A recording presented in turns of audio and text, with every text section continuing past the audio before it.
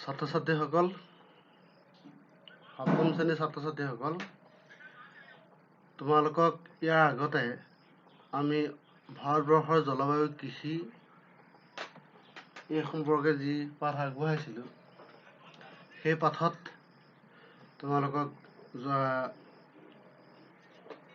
ভাৰতবৰ্ষৰ যি বতাহ, সেই বতাহৰ দুটা ভাগৰ সম্পৰ্কে আমি কৈ গৈছিলোঁ। তাৰে দক্ষিণ পশ্চিম মৌচুমী বতাহটোৰ কথা ইতিমধ্যে আলোচনা কৰা হৈ গৈছে। আজি আমি উত্তৰ পূব মৌচুমী বতাহৰ বিষয়ে আলোচনা কৰিম। ছাত্ৰ-ছাত্ৰীসকল,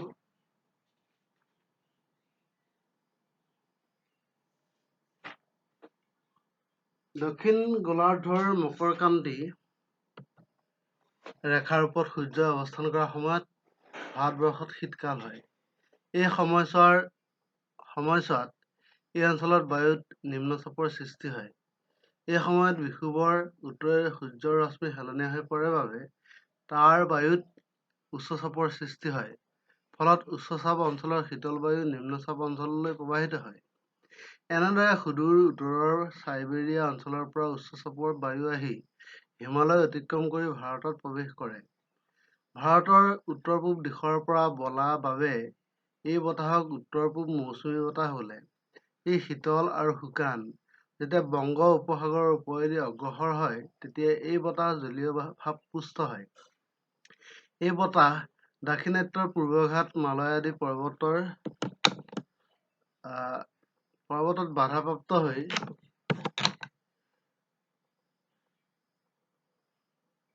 কৰমণ্ডল উপকূলীয় অঞ্চলত ঘাইকৈ তামিলনাডু আৰু অন্ধ্ৰপ্ৰদেশৰ উপকূলীয় অঞ্চলত প্ৰচুৰ পৰিমাণে বৰষুণ হয়। ছাত্ৰ-ছাত্ৰীসকল, তোমালোকে এই যি দুটা বতাহ ইতিমধ্যে পাইছা, দক্ষিণ পশ্চিম মৌচুমী বতাহ আৰু উত্তৰ পূব মৌচুমী বতাহ, দক্ষিণ পশ্চিম মৌচুমী বতাহ আৰু উত্তৰ পূব মৌচুমী বতাহ, এই দুটা পাৰ্থক্য ইতিমধ্যে পাইছা যে এটা কৰ্কটক্ৰান্তিৰ কাৰণে হয় আৰু এটা মকৰক্ৰান্তি ৰেখাৰ ওপৰত সূৰ্য অৱস্থান কৰাৰ সময়ত ভাৰতবৰ্ষৰ এই দুটা অৱস্থা হয়। প্ৰথম কথা যে আমি যিটো দক্ষিণ পশ্চিম মৌচুমী বতাহ, সেই বিষয়ে ইতিমধ্যে আগৰ পাঠত আলোচনা কৰিছোঁ। আজি উত্তৰ পূব মৌচুমী বতাহৰ বিষয়ে আলোচনা কৰিছোঁ। আৰু উত্তৰ পূব মৌচুমী বতাহৰ যি লক্ষণ বা সেইটো কি ধৰণে প্ৰবাহিত হয়, সেই বিষয়ে ইতিমধ্যে আমি এই পাঠৰ এই অংশত পাই গৈছোঁ। আৰু ইয়াৰ কথাটো হ'ল কি, দক্ষিণ গোলাৰ্ধত মকৰক্ৰান্তি ৰেখাৰ ওপৰত সূৰ্য যেতিয়া অৱস্থান কৰে, তেতিয়াই কি হয়, ভাৰতবৰ্ষত শীতকাল হয়। অৰ্থাৎ শীতকালত উত্তৰ পূব মৌচুমী বতাহটোৰ আগমন ঘটে। এই সময়ছোৱাত এই অঞ্চলৰ বায়ুত নিম্নচাপৰ সৃষ্টি হয়, চাপ কমি যায়। এই সময়ত বিষুৱৰ উত্তৰৰ সূৰ্যৰ ৰশ্মি হেলনীয়া হৈ পৰে। বিষুৱ ৰেখাৰ উত্তৰ ফালে সূৰ্যৰ ৰশ্মি, চিত্ৰ দেখাইছে, সূৰ্যৰ ৰশ্মি হেলনীয়া হৈ পৰাৰ কাৰণে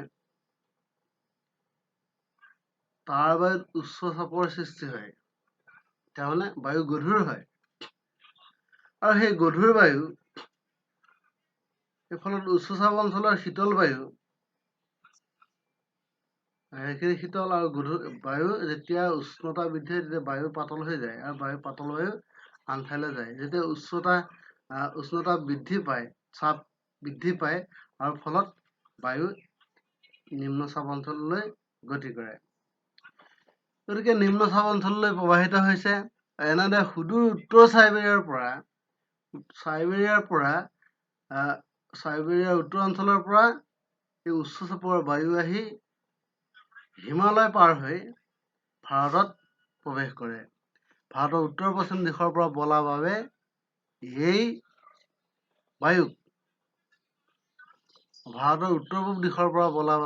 বায়ুক উত্তৰ পূব মৌচুমী বতাহ বোলে। ই শীতল আৰু শুকান। যেতিয়া বংগ উপসাগৰৰ ওপৰেদি অগ্ৰসৰ হয়, তেতিয়া এই বতাহ জলীয় ভাৱপুষ্ট হয়, যে বংগোপসাগৰেদি যায়, বংগোপসাগৰৰ তেতিয়া কি হয়, এই বতাহে জলীয় ভাৱ শোষণ কৰে আৰু জলীয় ভাৱৰ দ্বাৰা পুষ্ট হয়। আৰু এই বতাহ দাক্ষিণাত্যৰ পূৰ্বঘাট পৰ্বতত খুন্দা মাৰে আৰু খুন্দা মৰাৰ ফলত কৰমণ্ডল উপকূলীয়, ঘাইকৈ তামিলনাডু আৰু অন্ধ্ৰপ্ৰদেশ এই উপকূলীয় অঞ্চল, এই অঞ্চলত প্ৰচুৰ পৰিমাণে বৰষুণ দিয়ে। অৰ্থাৎ শীতকালত যি বতাহৰ ফলত তামিলনাডু আৰু অন্ধ্ৰপ্ৰদেশত বৰষুণৰ সৃষ্টি হয়, সেই বতাহটোৱে হৈছে উত্তৰ পূব মৌচুমী বতাহ। অৰ্থাৎ উত্তৰ পূব মৌচুমী বতাহৰ কাৰণে শীতকালত অন্ধ্ৰপ্ৰদেশ আৰু তামিলনাডুত প্ৰচুৰ পৰিমাণে বৰষুণ হয়। ছাত্ৰ ছাত্ৰীসকল এতিয়া নিশ্চয় বুজি পাইছা যে দক্ষিণ গোলাৰ্ধৰ মকৰক্ৰান্তি ৰেখাৰ ওপৰত সূৰ্য অৱস্থান কৰাৰ ফলত ভাৰতবৰ্ষত শীতকাল হয়, আৰু শীতকালতেই শুকান আৰু সেমেকা বতাহ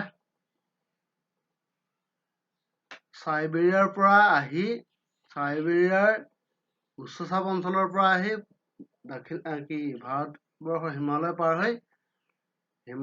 হৈ ভাৰতবৰ্ষত সোমায়, আৰু সেই ভাৰতবৰ্ষত সোমাই যেতিয়া বতাহটো বংগোপসাগৰেদি গৈ জলীয় ভাৱপুষ্ট হয়, তেতিয়াই সেই জলীয় ভাৱপুষ্ট বতাহে পূৰ্বঘাট পৰ্বতত খুন্দা মাৰি তামিলনাডু আৰু অন্ধ্ৰপ্ৰদেশৰ উপকূলীয় অঞ্চলত প্ৰচুৰ পৰিমাণে বৰষুণৰ সৃষ্টি কৰে।